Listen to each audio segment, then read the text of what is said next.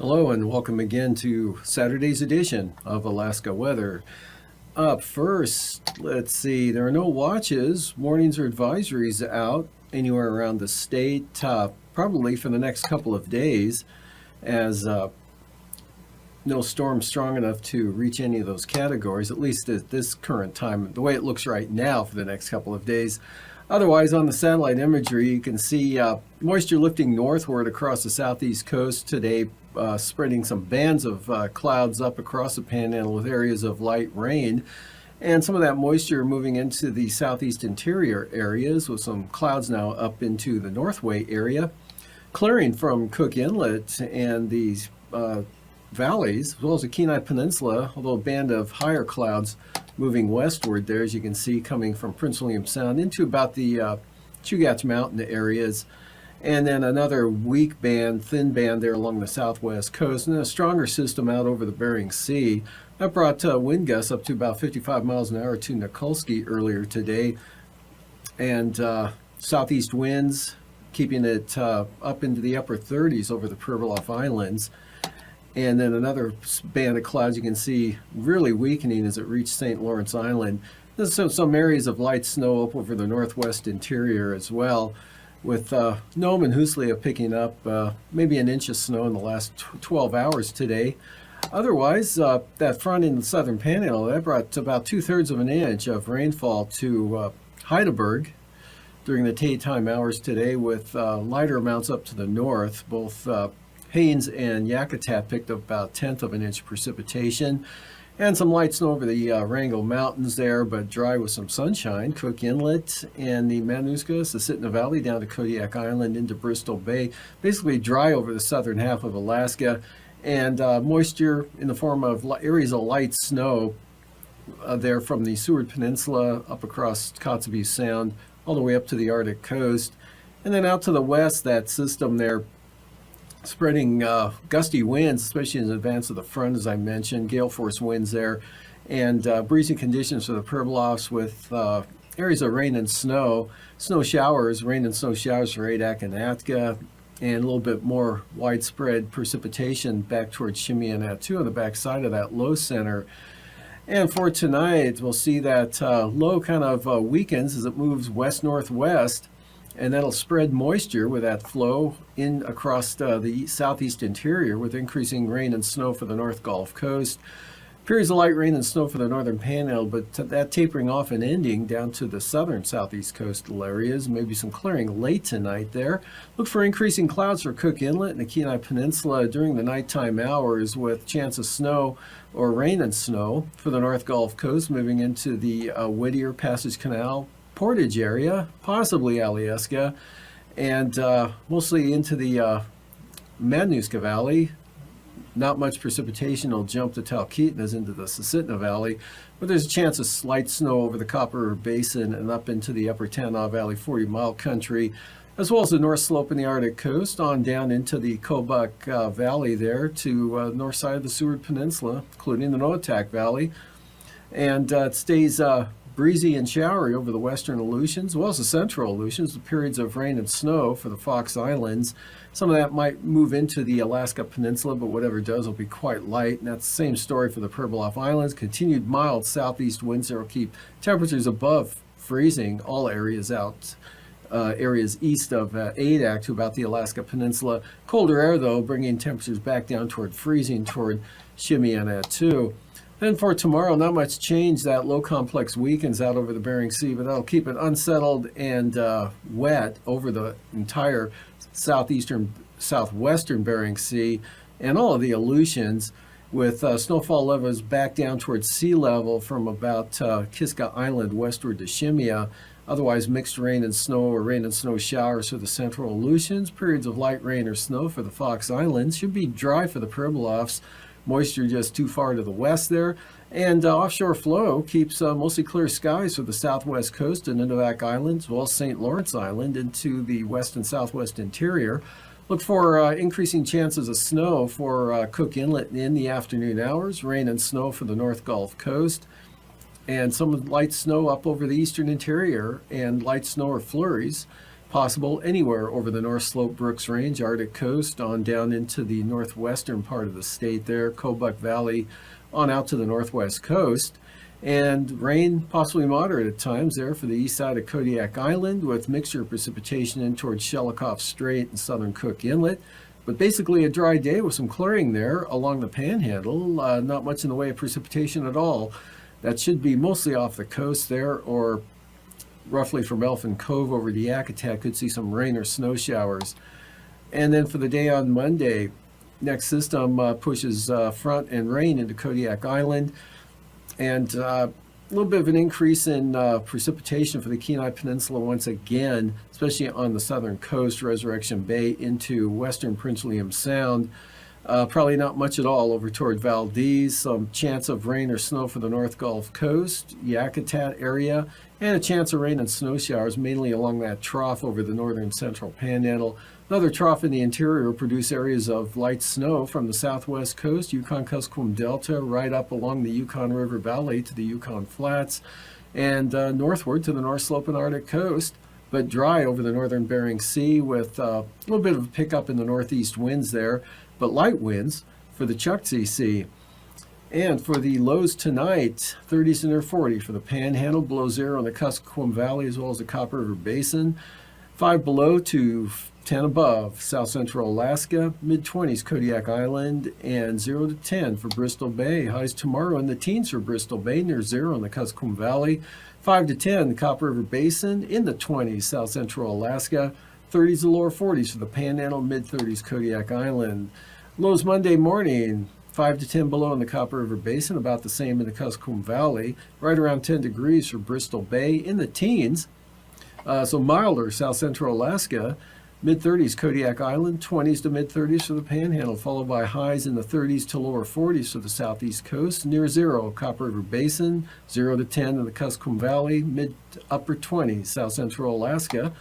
And up to the north, lows 5 to 15 below central and eastern interior, 5 to 10 above out to the west.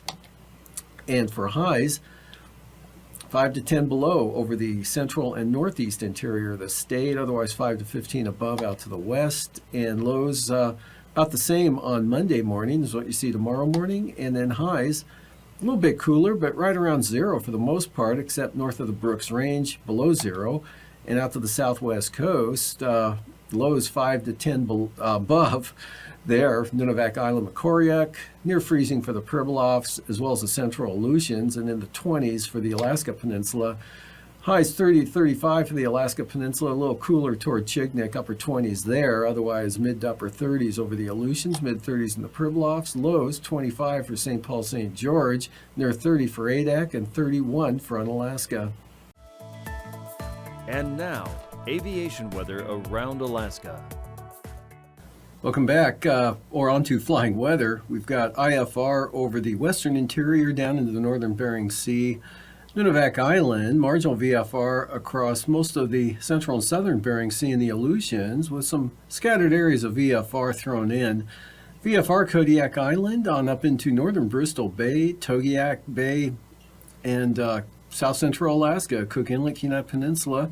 Then IFR over areas of the eastern interior on down to the eastern North Gulf Coast and the northern half of the Panhandle. And for the afternoon, VFR expands, especially over the southwest coast and the Alaska Peninsula, on up to St. Lawrence Island, Norton Sound, all VFR. IFR holding there over the western Copper River Basin into Prince William Sound, mostly VFR for the Panhandle, and some IFR there for the Kobuk Valley out to Selawik and possibly around Buckland, and also for the Yukon Flats on up into the Brooks Range, North Slope, most of the Arctic coast IFR, And the Pribilofs and Aleutians, marginal VFR. Marginal conditions hold, not too bad actually out for the Bering Sea and the Aleutians, areas of marginal VFR there. And Kodiak Island, mostly marginal for southwest interior. And along the coast, St. Lawrence Island and into the Chukchi Sea, all VFR with some marginal VFR lingering along the eastern slopes of the western Alaska Range. Panhandle looking good, mostly VFR there, and some IFR up over the northern interior. And for Monday afternoon, that improves up north there, just decreasing IFR, especially for the north slope. And some marginal VFR, Yukon Flats down into the 40-mile country, but most of the remainder interior Alaska looking pretty good with mostly VFR conditions, especially central and eastern areas, North Gulf Coast, Panhandle, VFR, Kodiak Island, marginal, and the Aleutians, Alaska Peninsula, marginal VFR, along with the Bering Sea, Pribilofs, marginal VFR. And moving on to passes, Anatuvik and Adigan for the day Sunday. They look to be pretty solid in the IFR category there for both passes on either entrance. Lake Clark and Merrill, though, VFR. And rainy, VFR as well, becoming marginal for Windy Pass.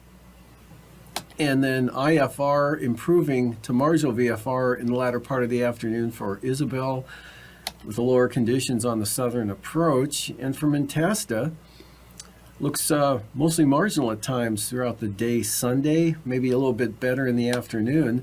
And for Tanita, mostly IFR and Portage, IFR, Chilcoot and White, VFR. Freezing levels, 2,000 feet up to the eastern North Gulf Coast, down across the Panhandle. And at the surface, about the same in those areas, but just to the east of Kodiak Island tomorrow morning. And south of the Alaska Peninsula, cutting up across the King Cove area into the Pribilofs, right over St. Paul Island at the surface, and a little bit above for the Aleutians, and a little bit below for the northern Bering Sea, and quite a bit below for the interior. And for icing, areas of light rime icing, possibly mixed over the eastern interior there. Not too significant as far as any icing goes. A little bit better chance, though, for Prince William Sound on down to the east side of Kodiak Island, with the bulk of the moisture staying just to the east of Kodiak. Otherwise, looking good out west. Maybe some light icing there around the west central Aleutians. That's about it. As far as the jet stream goes, southerly winds about 65 knots through the central Bering Sea, and south-southwest winds 65 knots across southern Alaska. Upper high pressure in over the Panhandle, keeping winds light there and variable. And at 9,000 feet,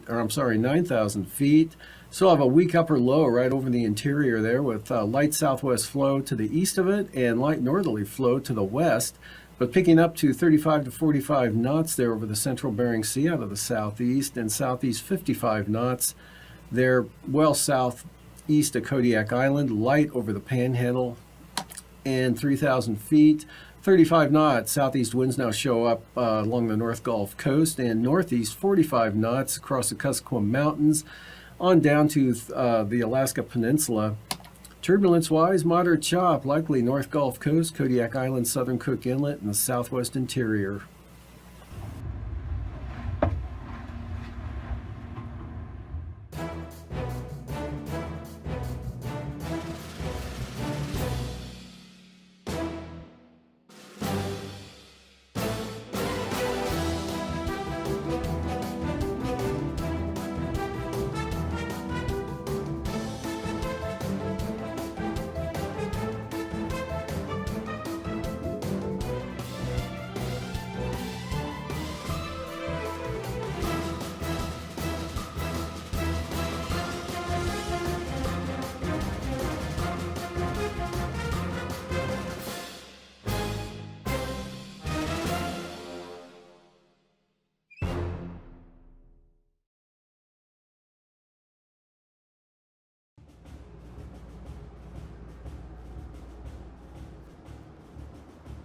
Ahoy, Extra Cadets, and welcome to the Okeanos Explorer. I'm Debbie, and I'm an ocean explorer. I work for NOAA, which stands for the National Oceanic and Atmospheric Administration. Together with many other people, I work on this ship and we explore the deep sea. How do we do that? Let's go find out. Octonauts, let's do this. The pressure in the ocean is so great humans can't go there, so we send a special robot. Octocadets, meet Deep Discoverer, our special robot for ocean exploration. And this is Chris. He works with Deep Discoverer. Hi, Chris. Hey, Debbie. Can you tell us about what Deep Discoverer does? Sure. So this is Deep Discoverer, and today we're going to take Deep Discoverer up to 4 miles down to the ocean floor so you can see what Deep Discoverer sees. And how do we do that? We do that by using these powerful cameras and powerful lights. That's neat. And what is that? And this is our manipulator arm, and we use this arm to take biological and geological samples that we store up front in these boxes, and so that we can bring them to the surface so scientists can analyze them. Wow, isn't that cool, Octocadets? Wow! Now that we know more about the special robot that explores the seafloor, let's find out more about the ship. Octocadets, let's do this. Now let's find out what we do with D2's video. Come along. This is the control room. A lot of things about D2 happen in here. Behind me you see the pilots. They steer D2 on the seafloor. And over here we have scientists. Hi, Steve and Stacy. Hi, this is Steve and I'm Stacy and we are marine biologists. Can you tell us about the work you do here? We actually look at the videos collected by the robots and we try to identify organisms along with other scientists on the shore. What are you looking at right now? We're actually looking at a sea star. That's so awesome, thank you. Now let's look at how we make maps of the seafloor. Excellent, Quasi. A good map helps you to get to places you've never been. We also have a scientist on board who makes maps of the seafloor. Hi, Derek. Hi, Debbie. Can you tell us about your work? Sure. My job on the ship is to make maps of the ocean floor. We do this by sending sound from the bottom of the ship. It echoes off the seafloor and comes back to the ship. And then from that, we can make maps like this.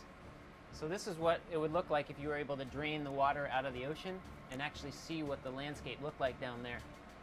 We use these maps to give the vehicles a place to dive, and they explore further, just like octonauts do. Status report, Dashi. We're right on course, Captain. So earlier we learned that D2 picks things up from the seafloor with his manipulator arm. Let's find out what we do with those samples. This is the wet lab, and Megan spends a lot of time here. Megan, can you tell us about your work? I am the sample data manager, so when the ROV comes up, we go out and we collect the samples from the ROV and we bring them in here. And we try to record as much information about them as possible, everything from the details about what they look like to the environment conditions where they were found. How cold was it, for example? Then we come in and we take imagery using this microscope, and we take pictures using this camera as well. And then after we get all the pictures taken and we're ready, we prepare them for shipping to other scientists and museums so more science can be done, such as the squat lobster, this cup coral as well. And what is that? This is a piece of coral, or several pieces of coral, that we think might actually be a new species. So we are going to send it out for a comparison to existing species to see if we discovered something new. Wow, you have a really cool job. Thank you. Fascinating. I've read about this, but I've never actually seen it. An important part of how we explore the ocean is keeping in touch with scientists and octocadets on shore. Let's go see how we do that. Rosemary, could you tell the octocadets a little about what that dish does? Sure. My name is Lieutenant Rosemary Abbott. I'm the operations officer aboard the Okeanos Explorer, and that is our VSAT. It stands for Very Small Aperture Terminal, and inside that satellite dome is a very powerful dish antenna that allows us to communicate with shore and share video in real time. The technology is called telepresence. Wow, that is so interesting. Thank you, Rosemary. Now I'm getting really hungry. Let's go to the kitchen and talk about food.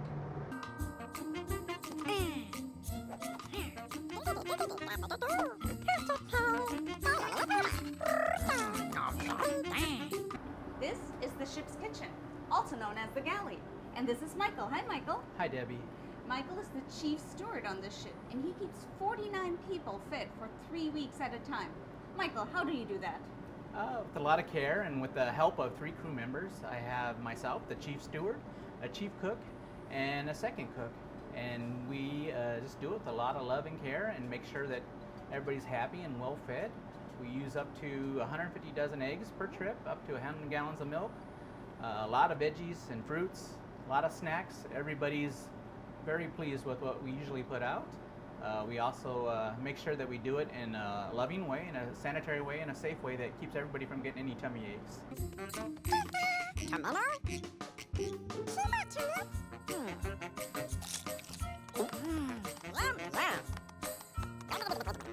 I'm about to enter the ship's bridge.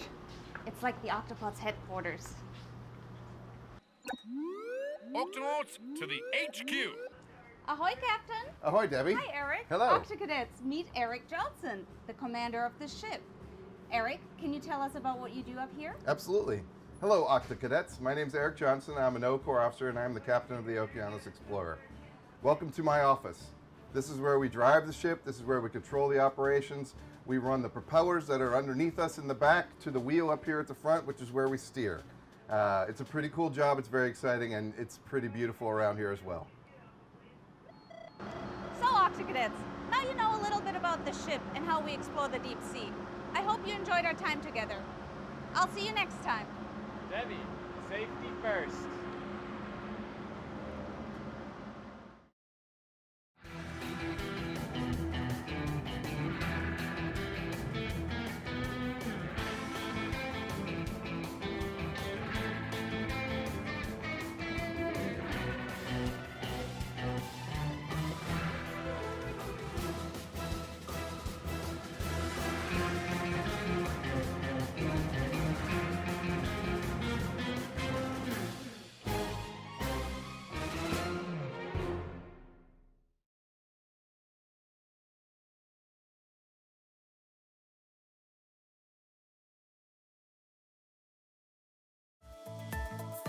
And now, marine weather around Alaska.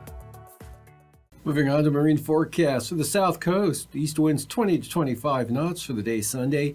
Seas around 10 feet. And for the north coast, small craft advisory. Southeast winds 25 knots.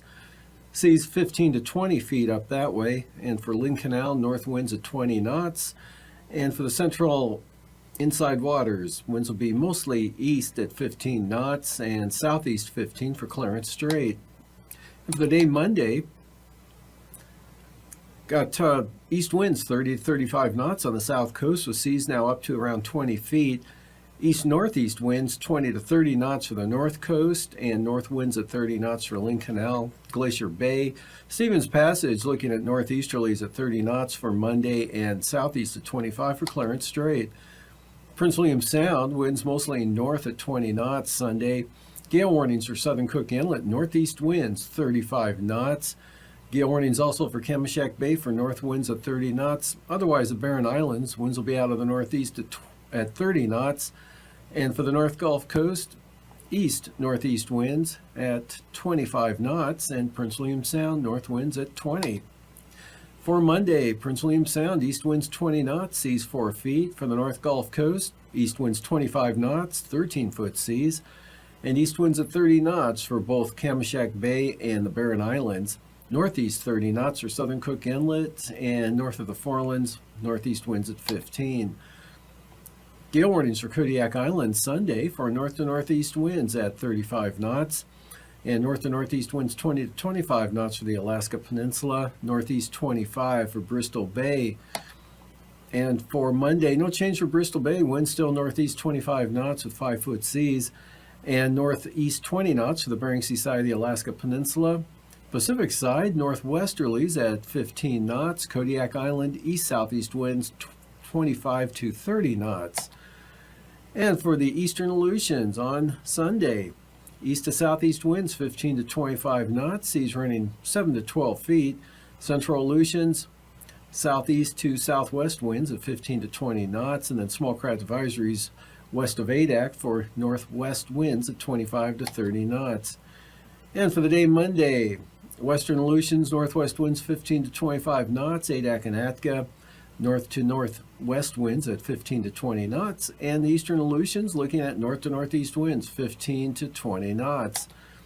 For the southwest coast on Sunday, winds northeast 20 knots. Pribilof Islands, east winds at 25 knots. St. Matthew Island, winds will be east at 30 knots with 12-foot seas. St. Lawrence Island, northeast winds at 25 knots. Norton Sound, north at about 15. And for Monday, Pribilof Islands, northeast winds 25 knots. Kuskokwim Delta Coast, northeast at 25. North winds 25 knots for the Yukon Delta Coast, St. Lawrence Island, and Norton Sound, and north at 30 for St. Matthew Island. And up along the Arctic coast on the eastern Beaufort coast, winds east 15 to 20 knots. And for the central and eastern Arctic coast, winds will be northeast 10 to 15 knots, and the Chukchi Sea northwest at 15. And for the day on Monday, lighter winds coming up for the eastern Beaufort coast, north to northwest, only down at 10 knots, and light northeast at 10 for the central coast. Northeast winds 15 for the western Arctic coast, and for the Chukchi Sea, north to northeast winds 20 to 25 knots. And looking at tonight's weather again, mostly clear, dry, and cool over southwest Alaska. Increasing clouds for Cook Inlet, some areas of ice fog near the water, and increasing snowfall chances there over the southeast interior. Rain and snow North Gulf Coast and also into the northern Panhandle. Stays wet and unsettled out over the Bering Sea and the Aleutians with a complex low out that way that stays pretty much in place there through tomorrow. And then a front will spread more moisture and a better chance of snow, at least 50% chance of snow into the Cook Inlet area in the afternoon. Better chances on the southern Kenai Peninsula coast and eastern Prince William Sound. Dry for the Panhandle, chance of snow eastern and northern interior. And then moving on to the day for Monday, it looks like a little bit breezy over interior Alaska with east-northeast winds 10 to 20 miles an hour. The areas of snow covering much of interior Alaska down into Cook Inlet. Periods of rain, Kodiak Island. Rain and snow out over the western Aleutians. Rain and snow showers with a weak disturbance there for the Panhandle as well. Thank you for joining us. These forecasts are for planning purposes only. Call 1-800-WX-BRIEF for a formal pre-flight briefing. Always file a flight plan before you go flying. The U.S. Coast Guard Auxiliary urges you to leave a float plan with a friend or the harbor master before you go boating.